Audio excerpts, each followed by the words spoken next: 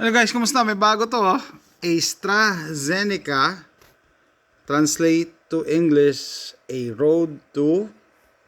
There you go. No? Tapos, basa tayo mga comments. Sabi niya, try it. Legit yan. Legit. Yeah. Ang ano dyan, pagka tinype nyo sa internet, may whitewashing, no? Yan, no?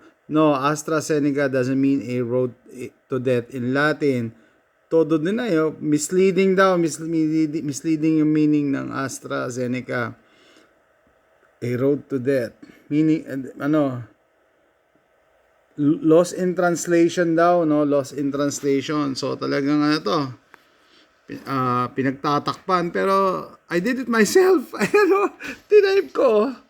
Ayan ang translation,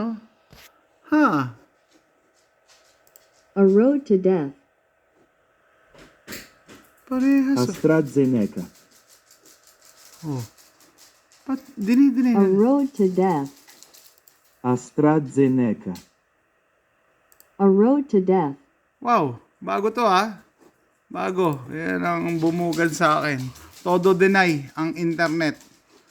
Todo deny. Siguro, hindi daw. Lost in translation daw yan. So, you be the judge. Try it yourself. Punta kayo sa Google Translate.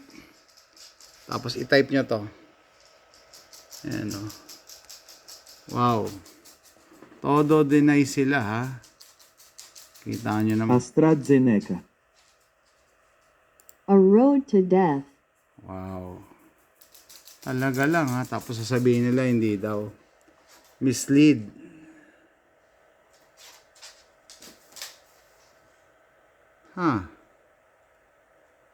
Sakto. May ginawang vaccine ng AstraZeneca recently. Research nyo na lang. Bye!